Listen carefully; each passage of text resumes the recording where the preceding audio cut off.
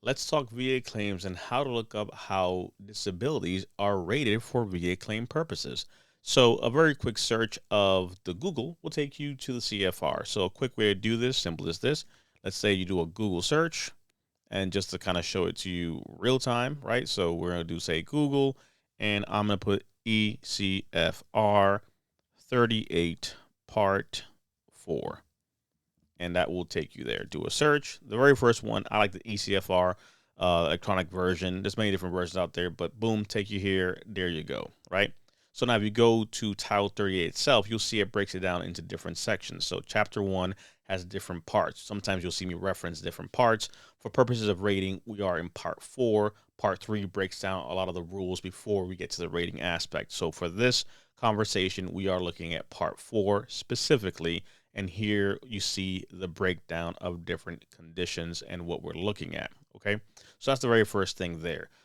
This is just another view version. I like this view version here versus the full text. Nonetheless, chapter 1, it breaks down here again, part 4, subpart B, disability ratings, and you can see the different systems of the body and how they're rated. So I'll pull a few just to give an example of how we can break these things down. Let's say I wanted to look at something neurological. Something in neurology would be like migraines. So if I down click on this, it breaks down the evaluation criteria. And I'll zoom in here so you can kind of see a little bit better. Identification of different things and so forth, how to break it down.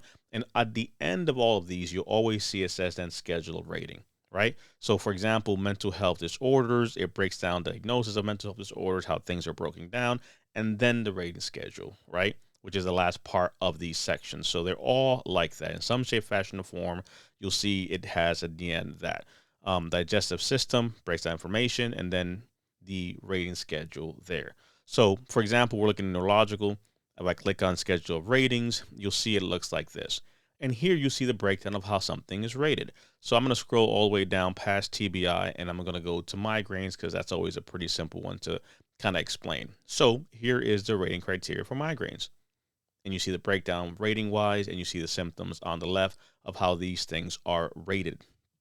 If I go back and go to mental health disorders, same thing, schedule of rating here for mental health disorders, and I go down and I see the rating criteria.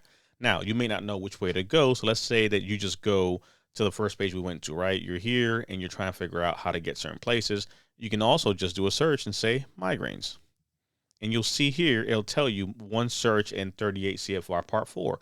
If you click on that, it'll take you to that section, bring up the different parts of it. You click on it, and you're right there where we were. And obviously, you'll scroll down and go to the specific section because you see TBI here in other little areas, but there is migraines, right? So this is how you should do this. This is how to help you make a better argument to the VA, understanding how something is rated. I always say you don't have to know everything in here, but if you're going to file for migraines, know how migraines is rated, know the rating criteria, and be able to speak to the symptoms. If we're talking mental health, same situation.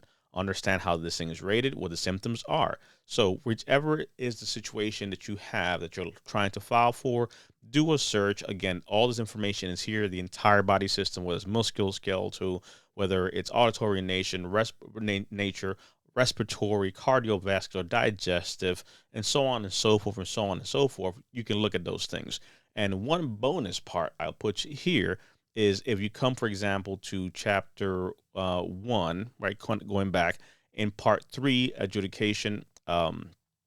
You'll see here how they break things down for pension compensation, for burial benefits, and so forth. So these are some things for your own edification if you want to be able to start breaking down and looking at how certain things are considered, right? Like with definitions, pensions, periods of war, minimum active duty times, and so forth. So this is kind of like the pre-set information for certain parts. So spend some time, look around, see what's available. Again, part 4 is where we're looking at the rating schedule. In subpart A, it breaks down the general policy of things, and this is where you'll see me sometimes bring up certain things like the higher of 2 evaluations or analogous claims, aka how they rate things. So analogous, the bonus here, is basically something that you have may not be listed, but when an unlisted condition is encountered, it is permissible to rate it under something closely related that is similar to that. So some things may not be here. Oh, it's not here. I can't get rated for it. No, it can be rated analogous. So do a search of the CFR, Title 38, Chapter 1, Part 4, and begin to deep dive to help you solve the problem so you can make a solid argument to the VA for the things that you are dealing with. Hope that helps. Save this, share it with a veteran, subscribe and follow, and help us help more veterans by getting this information out there. Appreciate you. See you in the comments.